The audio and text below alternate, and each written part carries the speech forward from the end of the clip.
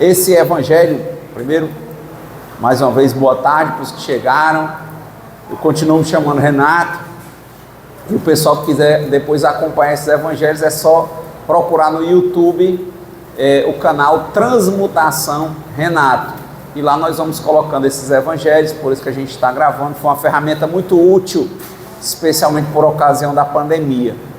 E hoje, nesse capítulo 17 do Evangelho segundo o Espiritismo, sede perfeitos, e vem os superiores e os inferiores, que ele vem traçando essa questão da autoridade, que a pessoa que tem autoridade, como é que ela utiliza a autoridade que ela tem. E eu começo lembrando de duas histórias, uma delas, para mim, muito marcante, que foi quando Jesus foi entregue. Ele foi levado a Pilatos, e conta um dos evangelhos que Pilatos começou o trabalho inquisitorial dele para identificar qual era o crime de Jesus. E Pilatos começa a fazer perguntas a Jesus, e Jesus fica calado. Até que Pilatos perguntava e Jesus ficava calado. Aí Pilatos se irrita e diz assim: você sabe quem eu sou? E qual é o poder que eu tenho? Olha, a autoridade. Quem lembra dessa passagem? Você sabe quem eu sou e qual é o poder que eu tenho? Nessa hora, Jesus, que até então estava calado, ele olha para ele e diz uma frase que lembra culturas antigas. Por exemplo, isso estaria na Tábua de Esmeralda, lá no Egito Antigo, em período muito anterior à existência material de Jesus, quando Hermes Trismegisto falava das 7 leis herméticas que comandam o universo. E tem uma lei que ele dizia que explicava todo o funcionamento do universo com 7 leis. Isso é hermético, né? Tudo dele era muito exato. E uma das leis era a lei da correspondência, que ele dizia: tudo que está embaixo, porque é assim que está em cima. É assim que em cima se permite. E nessa hora, voltando para a história de Jesus, muitos anos mesmo depois, quando Jesus é apresentado a Pilatos, Pilatos começa o dever inquisitorial, fazendo quesitos, questões a Jesus, Jesus não responde, até que Pilatos diz: você sabe quem eu sou e o poder que eu tenho? Bateu exatamente no evangelho de hoje, ó. Os superiores e os inferiores. Pilatos estava se sentindo numa posição superior e Jesus, ele estava ali colocando os pingos nos is. Mas Jesus respondeu parecido com o que tinha sido dito por Hermes Trismegisto muito tempo antes. Ele disse: tudo que está embaixo, só está embaixo porque meu Pai que está em cima permitiu. A partir de então, Jesus começa a responder. Quer dizer, nesse nosso lado às vezes, e aí de novo, relembrando que a nossa fala aqui não é uma fala de exemplos e de lições, mas é uma fala em que a gente tenta trabalhar como se nós fôssemos um espelho.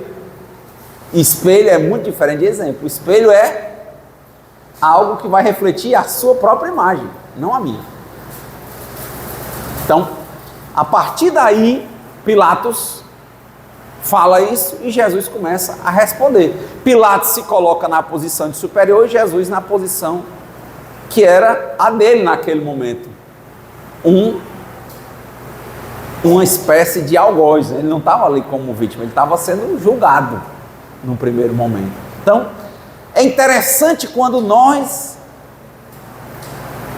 por vezes, nos colocamos em situações em que as coisas não acontecem como nós queremos, e que nós ou nos revoltamos ou não cooperamos. Não cooperamos.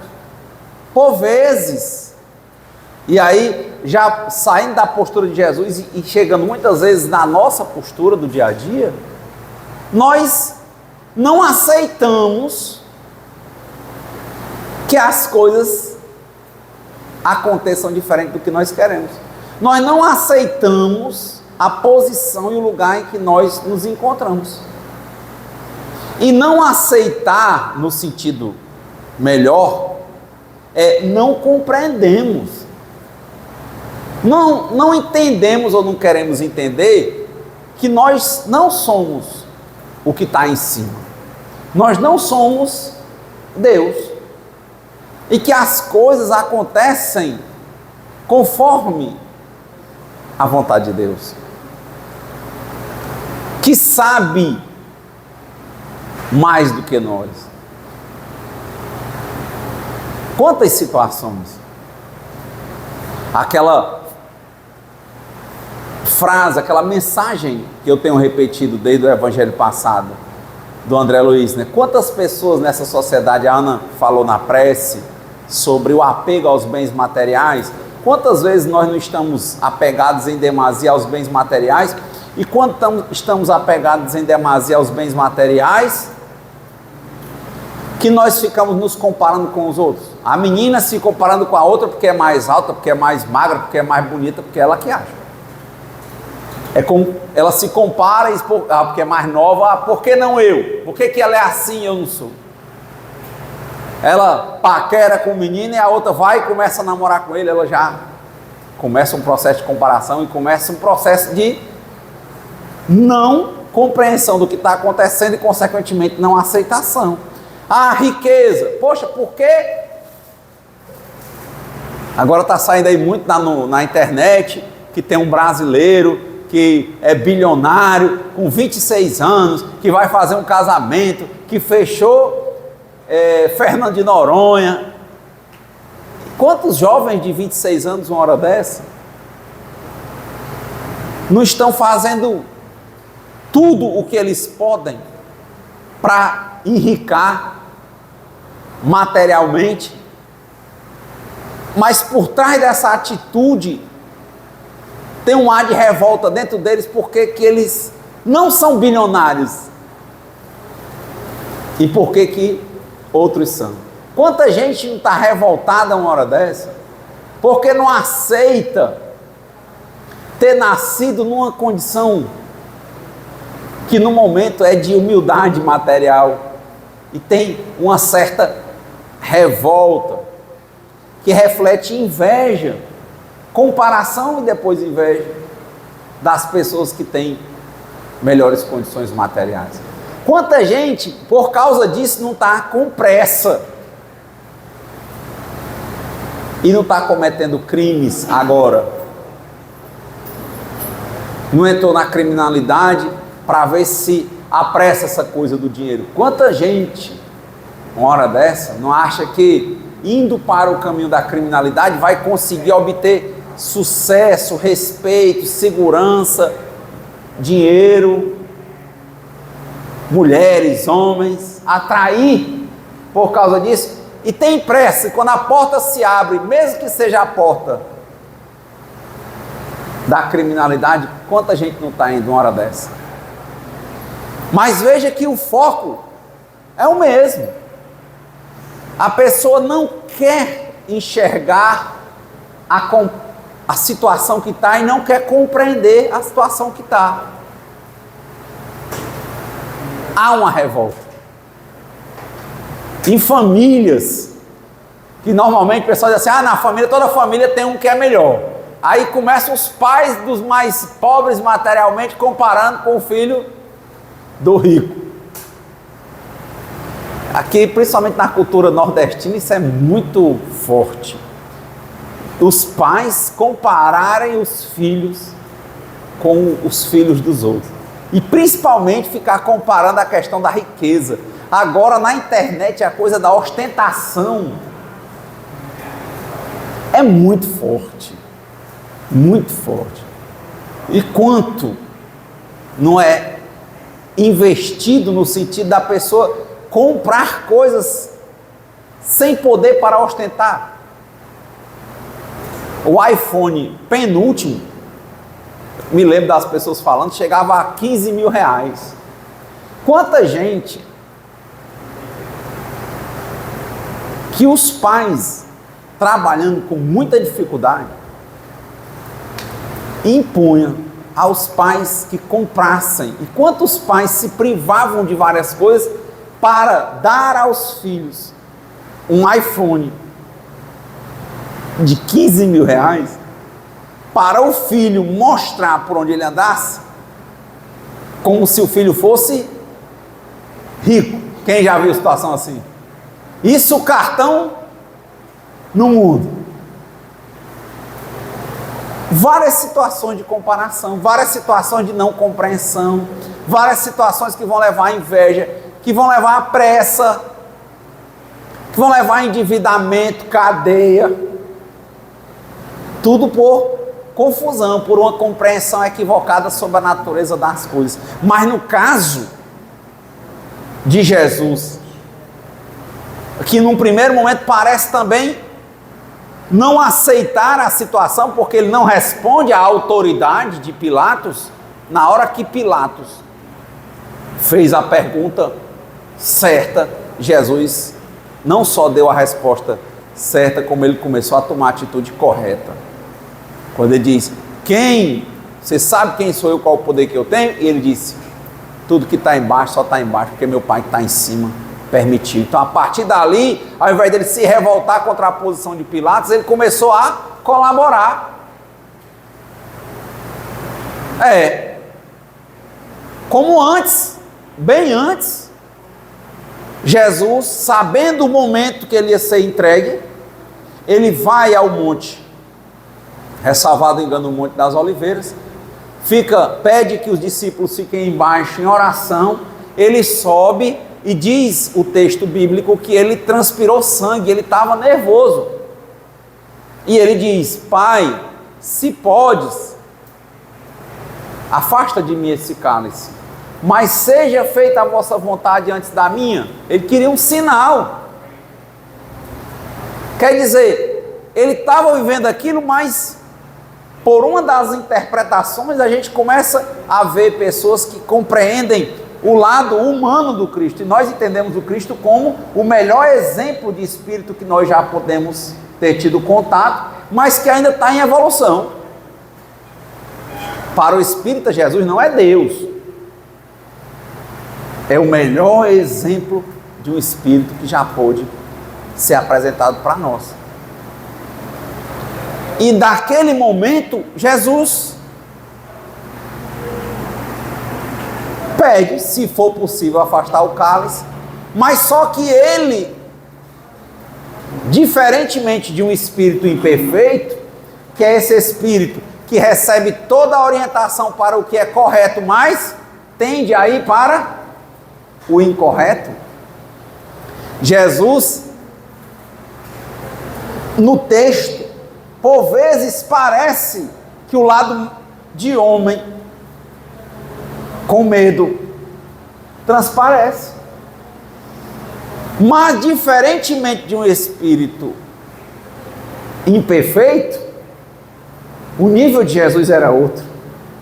Quando ele claudica, quer dizer, quando ele pensa em desistir, ele pergunta ao Pai: Pai, que é que o Senhor quer que eu faça? Me dê um sinal, me diga. Se podes, afasta de mim esse cálice, mas seja feita a vossa vontade antes da minha. Aí quando ele desce, vê Judas subindo com os soldados. Ele entendeu, porque Pedro não aceitou, puxou de uma espada e cortou a orelha. Pedro cortou a orelha de um soldado. E Jesus pegou a orelha, botou no lugar e disse: guarda a tua espada, porque quem vive pela espada, Pedro, também vai morrer pela espada. E se entrega Sabe, aquele que estava com o pensamento de que se Deus pudesse afastar, afastasse, ele se entrega, ele aceita. Será que em nós,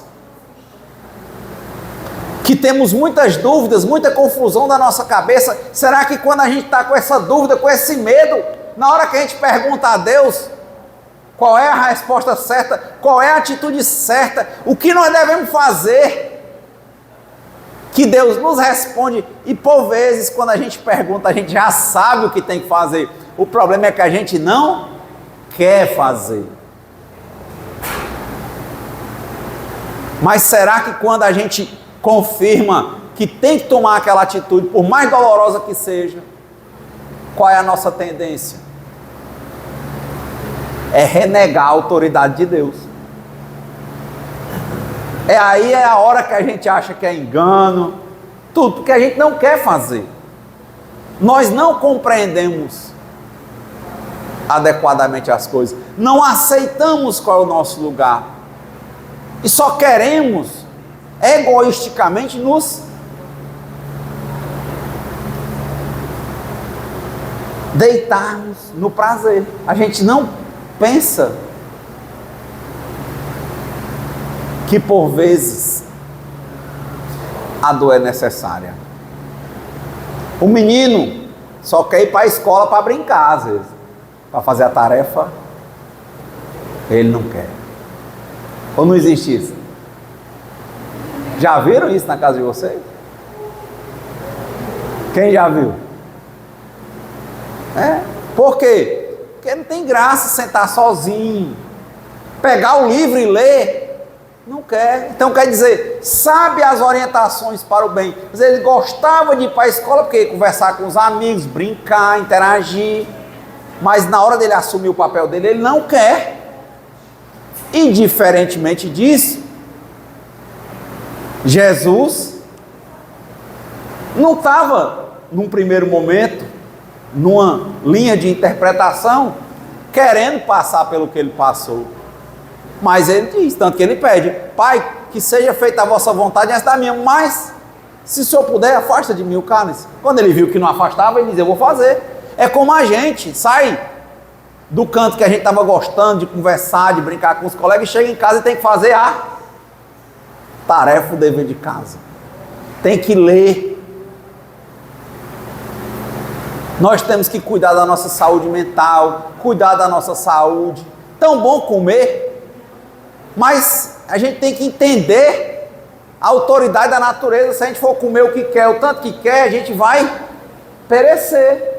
Então a gente tem que dizer, por mais prazeroso que seja a comida, eu não posso comer tudo o que eu quero, na quantidade que eu quero e pelo tempo que eu quero. Limite.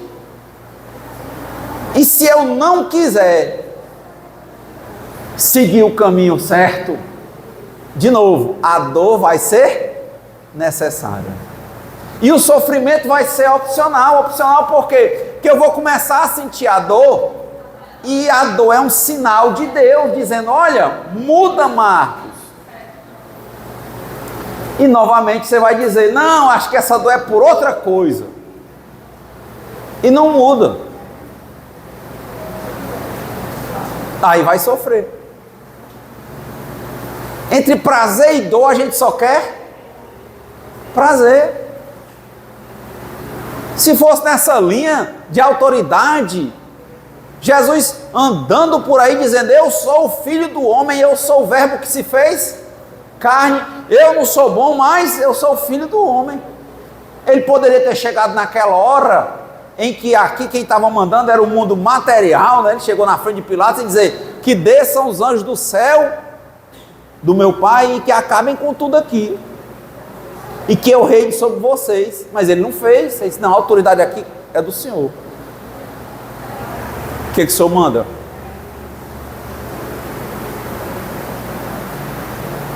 É interessante quando nós olhamos para a postura de Jesus em dois momentos. O momento em que ele pede que afaste o cálice, mas quando ele entende o que é que ele tem que fazer, qual é a autoridade, ele aceita a vontade do Pai. Quando ele está sem responder frente a Pilatos, que é um dominador externo, aos hebreus, é um romano, dominador daquela terra, mas que ele não responde, mas quando Pilatos diz qual é o lugar dele, se ele não sabe, ele pensa o que é a vontade de Deus, que se o Deus não quisesse que ele estivesse ali, ele não estaria. Então ele responde, diga, mas será que nós sabemos, compreendemos, tentamos compreender qual é o nosso lugar? Ou nós ficamos só nos comparando, nos revoltando, invejando a vida dos outros, ao invés de nós estarmos no nosso lugar e fazermos a nossa parte, esperarmos agindo, fazendo o que nós devemos fazer, esperarmos pelo tempo de Deus. Quantos perderam o emprego uma hora dessa? E caíram no alcoolismo e da drogadição, que antes foi precedido de uma lamúria, uma lamentação, um milindre, o mundo não presta, não sei o que, e tal. E ao mesmo tempo, quantos outros não perderam e começaram a pegar às vezes aquele dinheiro da rescisão e montar um novo negócio? Tem gente assim também, não tem? Quantos outros começaram a pensar e estão assumindo outras responsabilidades de cursos, tentando novas formações, não são formas diferentes de ver a mesma coisa? E quantos outros não estão aí, né, para a criminalidade? Está vendo aí, ó, uma coisa só, o desemprego, um vai com o desemprego, procurar se capacitar e arranjar um novo emprego. Uma situação mesminha, ó, desemprego. Essa é a autoridade é Deus falando conosco. Aconteceu uma coisa que fugiu à nossa governabilidade. O que eu faço com isso? Olha, um perdeu o emprego e foi procurar outro emprego. Outro perdeu o emprego, começou a se comparar, se revoltar com a situação, e daquela revolta às vezes caiu no alcoolismo, caiu na drogadição.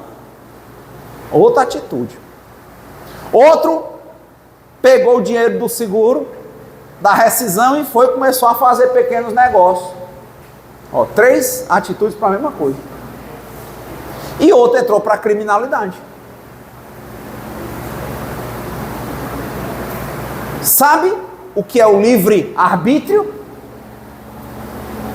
Quem é que vocês acham desses 4 casos que a gente contou? Numa situação igual, perdeu o emprego, o que vai procurar outro emprego, enquanto o emprego não chega, às vezes ele está se capacitando, fazendo curso, é uma atitude.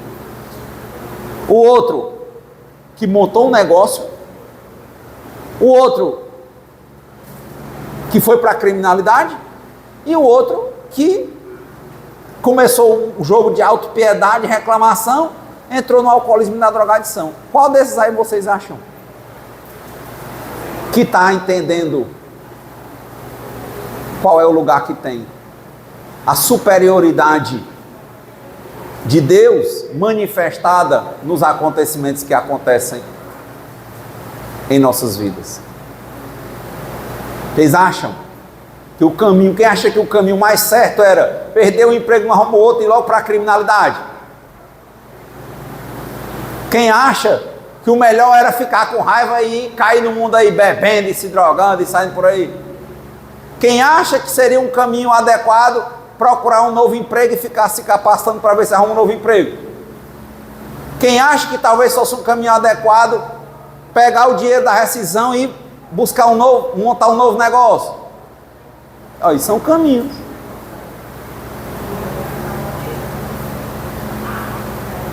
Mas vamos olhar como é que nós nos comportamos quando os acontecimentos nos acontecem. Vem essa pergunta: será que foi agradável para Jesus, sabendo que os ossos dele iam ser quebrados, que ele ia apanhar, que ele ia ser humilhado, cuspido, subir a via dolorosa, uma rua bem estreitinha, cheio de gente no mercado, E ele disse: Pai, se podes, afasta de mim esse cálice, mas seja feita a vossa vontade antes da minha. De novo ele poderia ter chegado e dito assim: olha, eu sou o filho do homem, vem os anjos, acaba com tudo aqui, eu tenho poder para isso. Ele disse: não, ficou calado, não fez isso. Quer dizer, ele podia ter se revoltado, que eu nem contei no caso do desemprego, que tem gente que comete o suicídio. Ou não tem?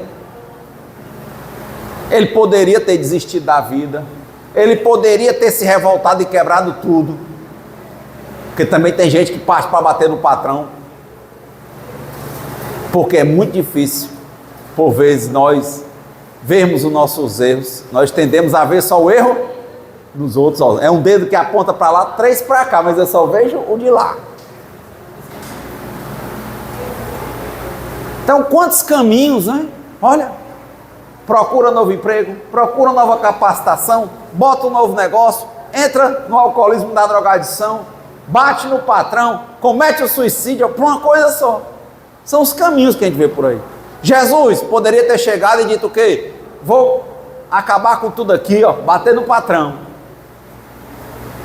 Não fez.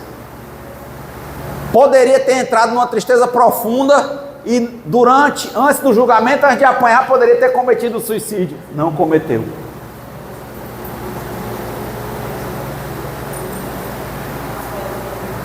Não fez isso. Ele viu o que era o correto e foi fazer. Não sabia naquela hora que horas era exatamente que cada coisa ia acontecer. Ele foi fazendo o que tinha de fazer no tempo de Deus, não no tempo dele. Foi respondendo a quem ele tinha que responder, conforme Deus mandava para ele. Ele fazia. E quantas vezes esse espelho de evangelho não pode servir para nós? Em cada pequena situação. Quantos casais, uma hora dessa, você pensar no casamento como uma... Porque muita gente diz assim, né? Então tá acontecendo muito crime passional, né? Ele entende que ali casou, namora, ele é dono da mulher, e a mulher é dona do homem. Aí eles não procuram se relacionar, ele cria uma imagem daquela pessoa. Olha, o que é a imagem? Né? Ele cria uma imagem, um checklist, olha, ser mulher é ser fiel, ser submissa, ser isso, cria uma imagem. E ela cria dele, ser marido é ser isso, isso, isso. Eles não se relacionam mais, eles têm uma imagem para se relacionar. Às vezes vai brigar com o outro assim, isso é postura de homem, isso é postura de mulher, isso é postura do esposo, isso é... Quer dizer, eles têm um checklist como deve ser. Ao invés deles estarem ali frente a frente e procurarem se relacionar, o que eles fazem?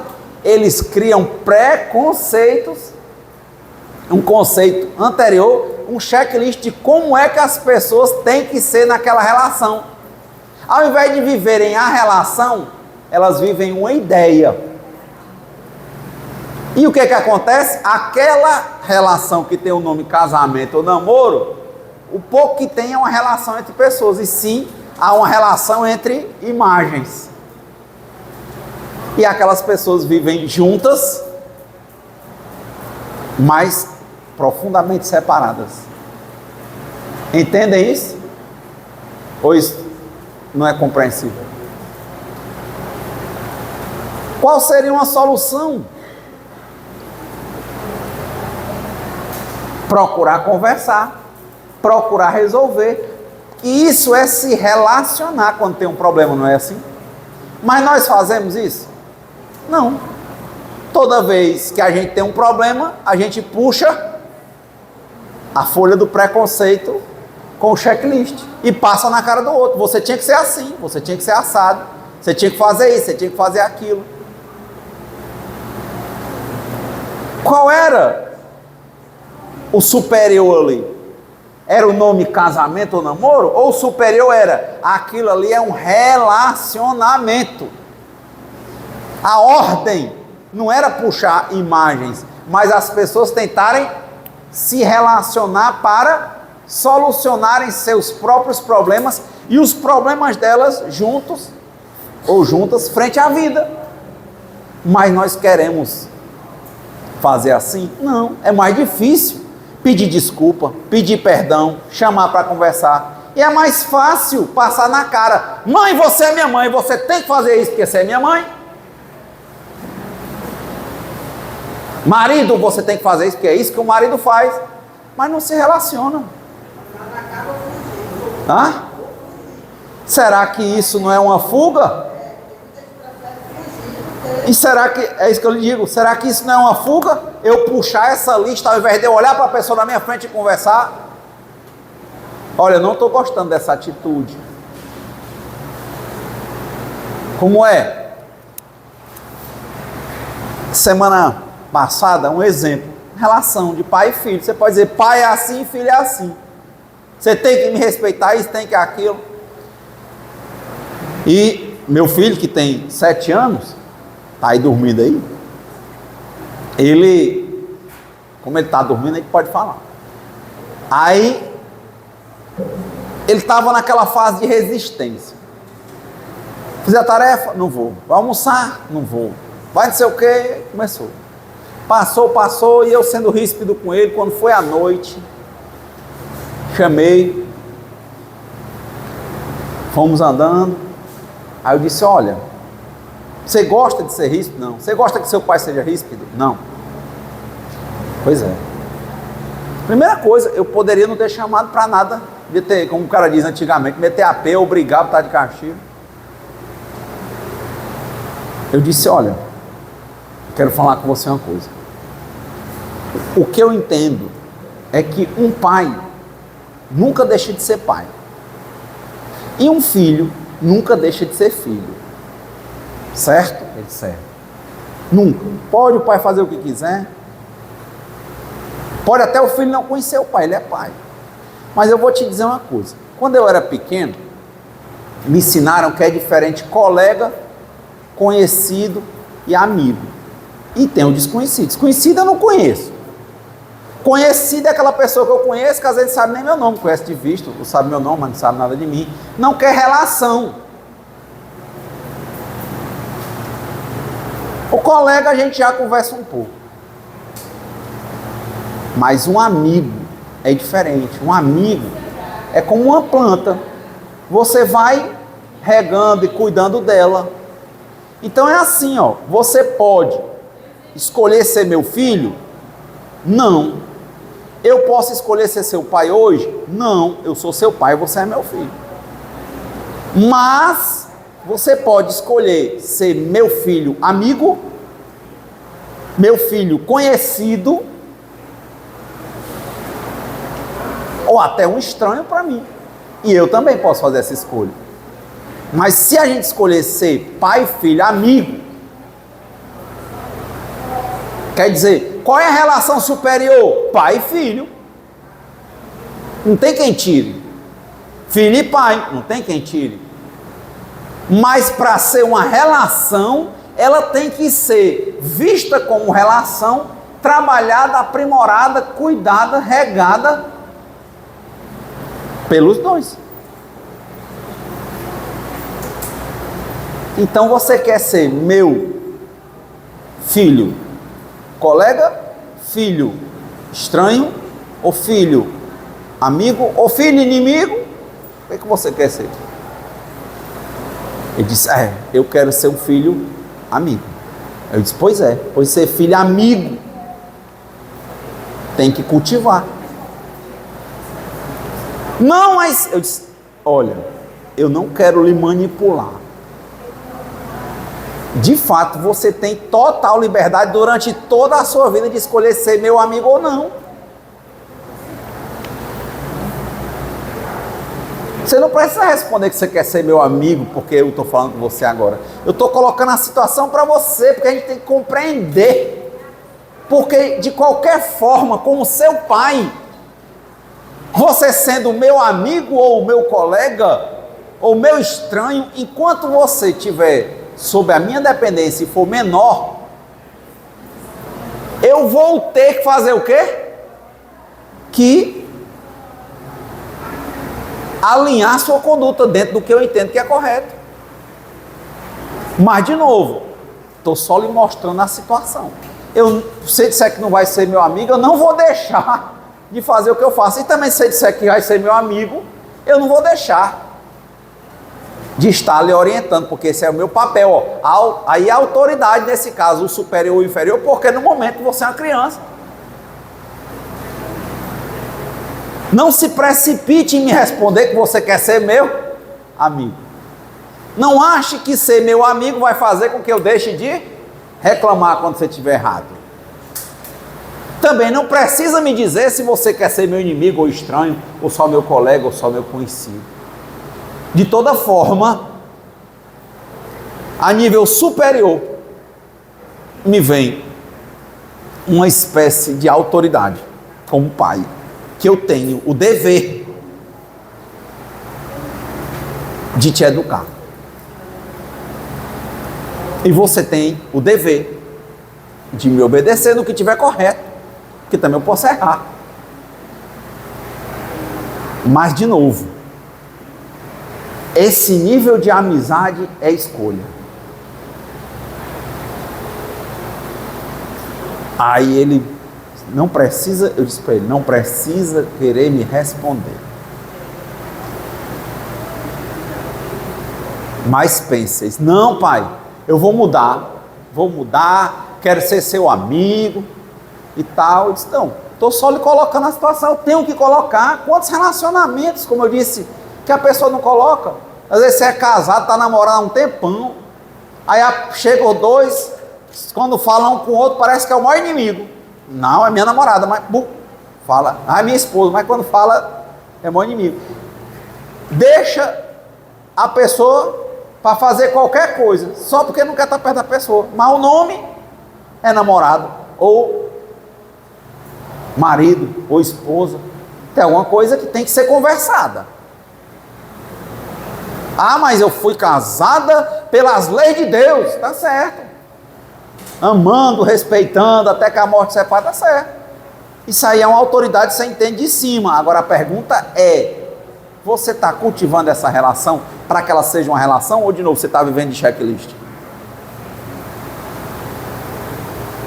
Que é o caso que a gente está contando de Jesus. Ele poderia ter sido reativo a Pilatos, mas resolveu ser colaborativo.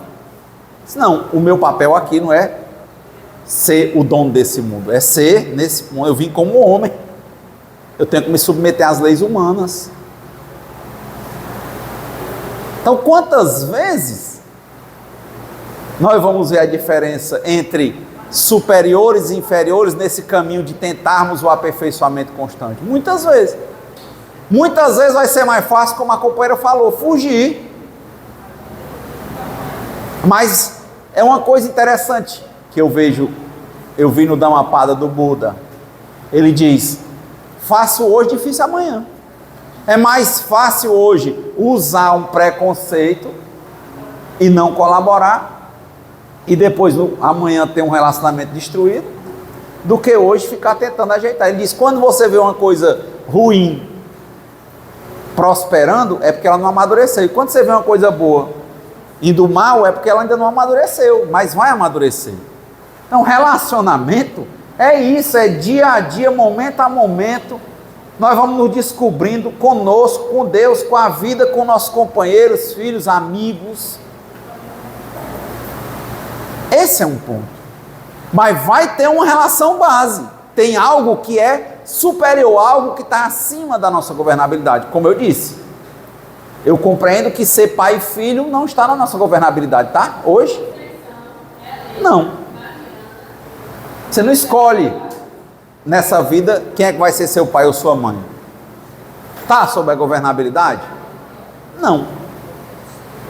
Agora, o tipo de relação que você vai construir com seus pais, ou o filho com o pai ou o pai com o filho, está sobre a sua governabilidade. Aí vem superiores e inferiores. Que inferior aqui não está dizendo, na minha compreensão, que é menos no sentido assim, espiritualmente menor. Quer dizer que para as coisas funcionarem tem uma ordem hierárquica. Já pensou se o navio não tiver um comandante? Aqui no centro, que ninguém é papa nem padre, não tem uma hierarquia, aqui uma cúria, mas cada pessoa voluntariamente vai assumindo seu papel.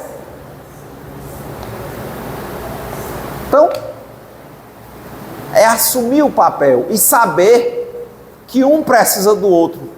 Tem uma parte de Paulo, eu não sei se vocês tiveram a oportunidade de ler as cartas de Paulo no Novo Testamento, e tem uma parte que ele diz isso: o pé não é mais do que a mão, a cabeça não é mais do que o pé.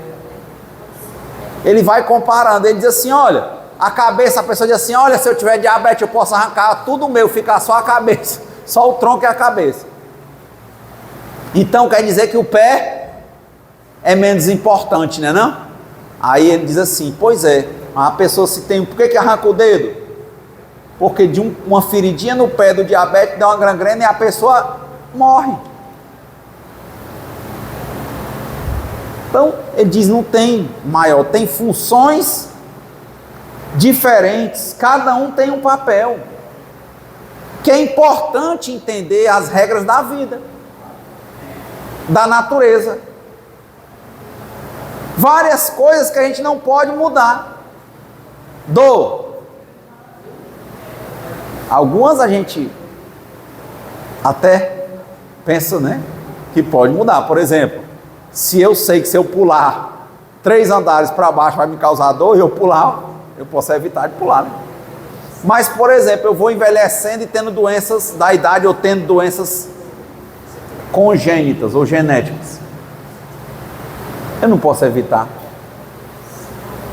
Velhice, mesmo quem morre jovem, desde a hora que nasceu está envelhecendo. Doença, eu não consigo evitar. E morte, eu não consigo evitar. Para essa compreensão qual é o meu lugar? Não tem uma música assim na igreja? Quando Jesus passar, quando Jesus passar. Quando Jesus passar, eu quero estar no meu lugar. Qual é o teu lugar? Fica no teu lugar. Teu lugar agora, Renato, é falar. Fala. Já fui convidado para ir visitar um culto hoje na igreja evangélica. Já eu vou ficar lá escutando. Calado total. E eu não vou dormir lá não, te garanto, eu vou escutar. Porque eu quero estar no meu lugar. Eu quero, como diz o Chico com Emmanuel, dou aos outros o direito de serem como quiserem, mas eu tenho o dever de ser melhor do que eu mesmo a cada dia, sem ter a pretensão de ser melhor do que ninguém. Eu tenho que ocupar o meu lugar. Quando eu chegar num culto evangélico, que o pastor estiver lá falando, ou para 1000 pessoas, ou só para mim, ele é o que fala e eu sou o que? Escuta. Quando chega aqui, hoje, agora eu estou falando. E é assim.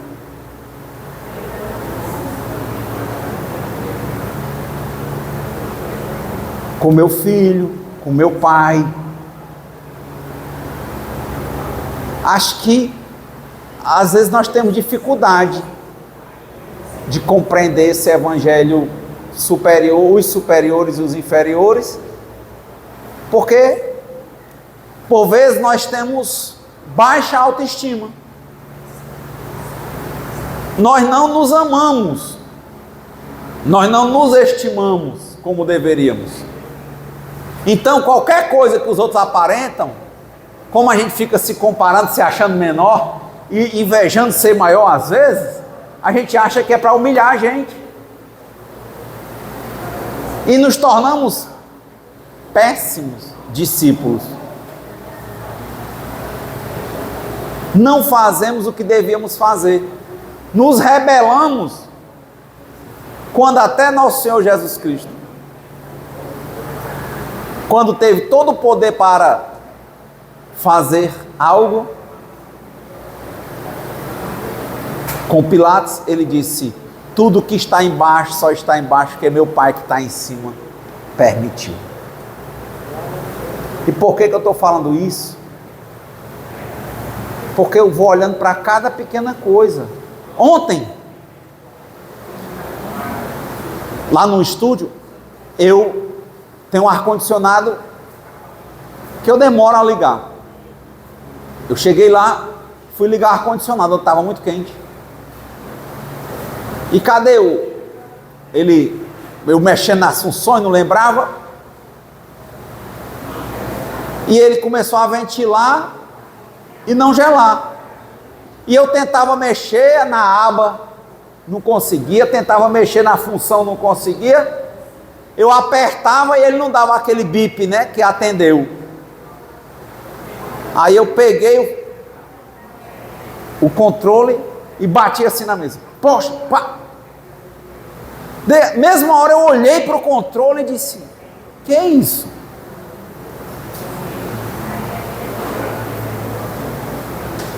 Que é isso, Renato? De novo, ó. Tudo é tudo. Desde as menores coisas que te acontecem, só acontecem porque Deus que está em cima permitiu. E porque aquilo quer te ensinar alguma coisa, como é que tu vai querer bater em um controle remoto?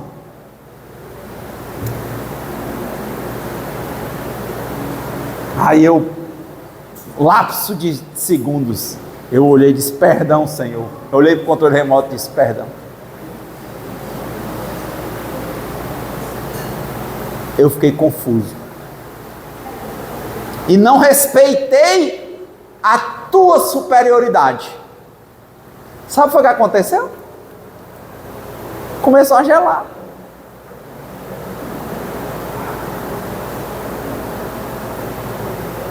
Que é isso?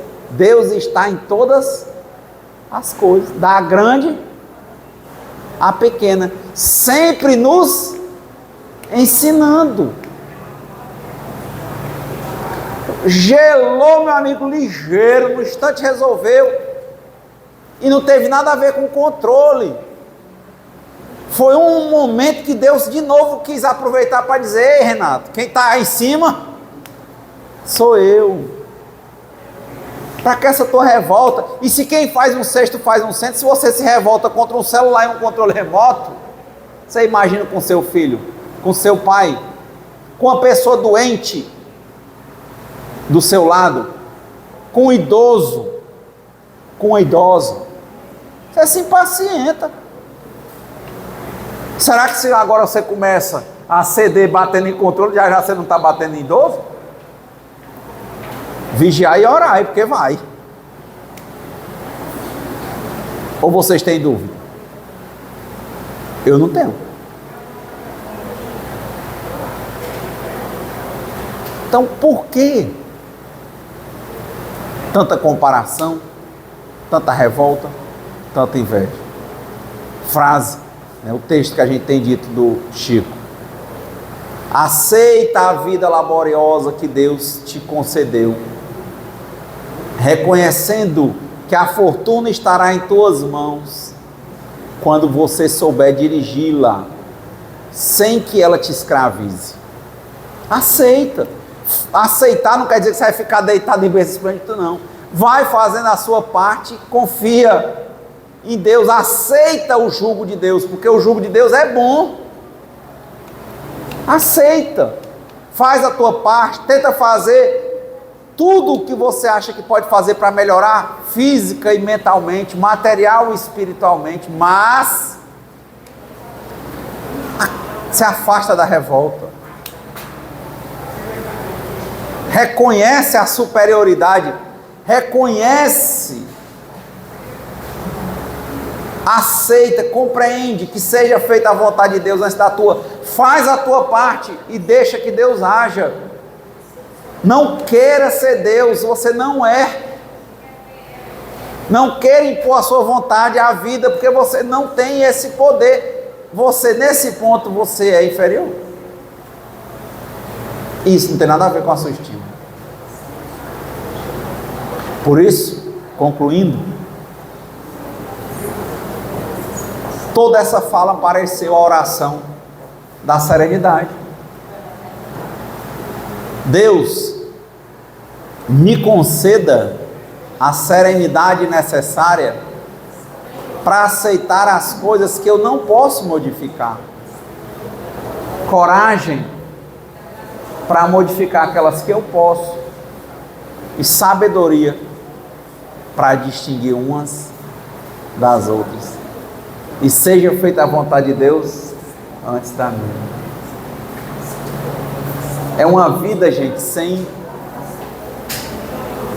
Quando a gente entende superiores e inferiores, sem escolha no que a gente não pode mudar. De novo, quando eu vou para escutar, eu escuto. Quando eu tenho que falar, eu vou e falo. Tentarmos cumprir o nosso dever. Não é a vida como uma televisão, em que a gente fica lá, quando não gosta de um programa, muda de canal. Agora a gente está tão acostumado com o controle remoto que a gente quer fazer isso. E o que é que isso vai gerar em nós? Quem agora já chegou à terceira idade, vai mudar o controle e vai voltar a ser criança? Vai ficar louco. E se esse pensamento não já for a manifestação da loucura? Está com uma doença grave, incurável, se revoltar com a doença vai resolver? Acredito que não. Você não vai conseguir mudar o controle. Com o controle não muda. Então, tentar ser melhores do que nós mesmos sem querermos ser melhores do que ninguém. Tentarmos enxergar qual é o nosso papel, estarmos aprendendo todo dia, não nos revoltarmos, não fugirmos das nossas responsabilidades, fazermos o certo, mesmo que agora pareça não dar o resultado adequado, fazemos a nossa parte. E essa vida, o pouco que eu tenho compreendido, tem disso. A gente tem que esperar muito. Você vai para o mercado, hoje eu fui comprar um frango, chega lá, uma fila grande para receber e uma fila para entregar. Você vai buscar um atendimento médico, aí você está sentindo dor, o cara diz, olha só, a cirurgia só daqui a 3 meses.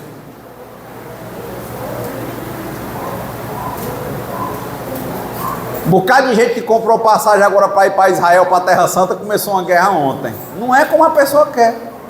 Não é. Vocês viram que tem um navio italiano aqui, que é o navio mais bonito do mundo? Veio lotada a fila de gente. Vocês sabiam que o comandante ontem morreu num acidente de trânsito? O comandante do navio italiano que está ali para o pessoal entrar. Ontem o comandante morreu num acidente de trânsito aqui em Fortaleza. Foi? Não é como nós queremos. As coisas são, mesmo que você diga e não acredite, as coisas são como Deus quer. Nós temos uma margem de livre-arbítrio, mas ela é, com relação à nossa vida, ilimitada. Ela é limitada. Se impacientar, achar que vai pegar o controle remoto e trocar de canal porque não está gostando, vai enlouquecer. Por quê? Eu estive lá em Israel nessa época, ano passado. Por que, Renato, que não aconteceu uma guerra quando você estava lá? Porque Deus não quis. Isso quer dizer o quê? Que nessa situação, superiores e inferiores, a vontade de Deus está sempre sobre a minha, eu querendo ou não.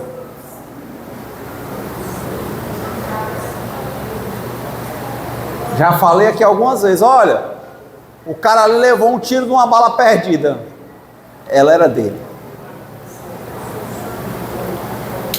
Deus tem muitas formas, que é o que os indianos chamavam de karma e dharma. Quem bate esquece, mas toda porta que você abriu, a vida vai fazer você fechar. Às vezes é no momento que você está mais apressado, a vida faz você voltar e fechar.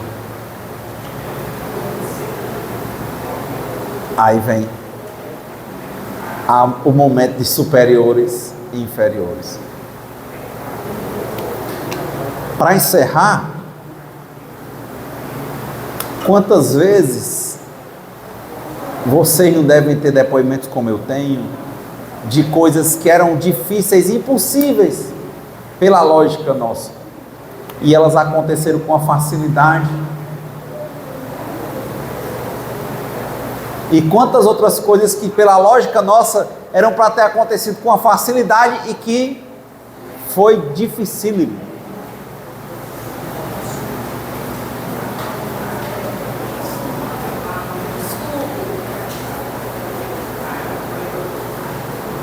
Você falou naquele dia, teve um problema físico, né, que fez uma cirurgia na cabeça e tinha um plano de saúde, tá? E foi tudo bem pelo plano de saúde, os melhores médicos, tudo deu certo pelo plano de saúde. Parece uma lógica, mas meu irmão, com 27 anos, 37, em 2007, ele descobriu um CA no pulmão, era um nódulo do tamanho de uma laranja e 2 do tamanho de um limão.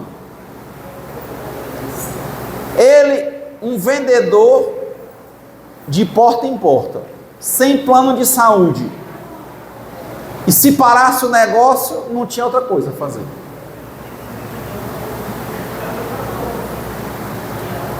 Lembro quando a esposa dele chegou lá em casa para dizer que o resultado tinha sido um CA. Como é que ia dizer para ele? Aí eu disse, não, eu vou dizer. Porque ele ia ter que parar, porque ó, já Deus dá o frio conforme o cobertor. Ele já tinha o diagnóstico de um CA, não sabia, e ela já tinha conseguido um leito difícil demais lá no hospital público do Dr. César Carlos, ali no centro de Fortaleza. Só que o leito desocupava 7 horas da manhã e ali era 7 horas da noite. Ia ter que dizer para ele que ele estava com CA e que ele ia parar tudo àquela hora, porque ia se internar para de manhã entrar no leito. Várias escolhas, né? Pode protelar, bom, se protelasse, perdia o leito. Tudo, né? Aceitação, o que a pessoa vai fazer. Eu conheci gente que recebeu o diagnóstico de CA de mama e pulou do 10º andar do prédio. Não esperou nem o tratamento. Quer dizer, a companheira estava lá, por um plano de saúde, bem assistida, ótimos médicos, né? Pela lógica, parecia legal. E meu irmão, nem tinha médico, nem tinha plano de saúde, nem sabia, o negócio ia ser de noite para de manhã. E eu só quero resumir a história e dizer o seguinte: cheguei para ele e falei. Ele disse, saí com ele, só nós dois. Ó, o resultado foi esse. Aí você assim, aí sabe o que ele disse? Tá bom. Olha a ideia de superioridade e inferioridade. Eu fiquei olhando para a cara dele e ele disse assim, tá bom. Ó, hoje você já vai encerrar a rota e acabou. Tá encerrado. Amanhã você já vai para casa agora para se internar no Hospital César Carlos, que amanhã, 7 horas da manhã, o leito vaga. Ele disse, tá bom. Gente, ele parou tudo, não chorou, não ficou abalado, ele só olhou assim, se internou no César Carlos, passou um mês fazendo lá internado, fazendo os exames. Com um mês ele fez a cirurgia. Cada pulmão é como se fosse dividido em 3 pedaços. Ele tirou a parte de baixo todinha de um lado. Depois, que o medo de o pulmão secar, né? Porque tem que ter um pulmão tipo uma esponja. Se ele secar, aí ele não volta mais não. Então, o maior cuidado do pós-cirúrgico. Fica com dois ferros enfiados aqui, depois da cirurgia, no pulmão. Você fica lá com aquelas pontonas dentro, ela do pulmão para fora. No hospital público, com aquela roma de gente, numa enfermaria com, sei lá, umas 20 pessoas. A gente só visitava ele 1 hora por dia. Fez a cirurgia, passou o pós-operatório, confirmado com o câncer. Não, e ele teve uma operação espiritual aqui no centro, né? Dizendo que ia acontecer, que era câncer, mas que ia ficar tudo bem. Fez tudo, saiu do hospital, fez quimioterapia por 1 ano, fez os testes durante 5 anos, e até hoje, de 2007 para cá, ele está beleza. Se formou depois disso, separou, casou de novo, montou outra casa. Mas me impressionou quando fala de superiores e inferiores, quando veio um problema dessa envergadura para ele, e que ele ia parar o negócio, ia se submeter a uma cirurgia num hospital público, sem condição de nada, e ele só fez dizer, vamos. Mas quanta gente eu não já vi, como eu te falei, que foi se matar.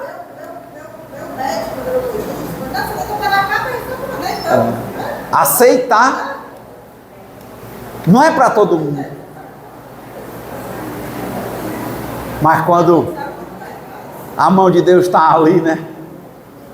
Mas me impressionou, e eu nunca esqueço como ele tinha boa vontade lá no hospital e como ele aceitou a notícia. Isso é isso, vamos lá. Será que nós fazemos isso? Na história do Cristo? Pai, se podes, afasta de mim esse cálice, mas que seja feita a vossa vontade. Nós também. Então, realmente agora, que Deus nos conceda a serenidade necessária para aceitarmos as coisas que nós não podemos modificar, coragem para modificarmos aquelas que nós podemos, e sabedoria para distinguirmos umas das outras, e que seja feita sempre a vontade de Deus antes da nossa. Muita paz e boa semana.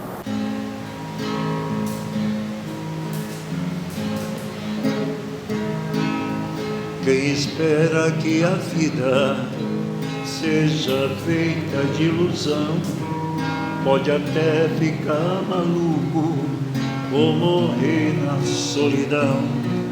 É preciso ter cuidado pra mais tarde não sofrer.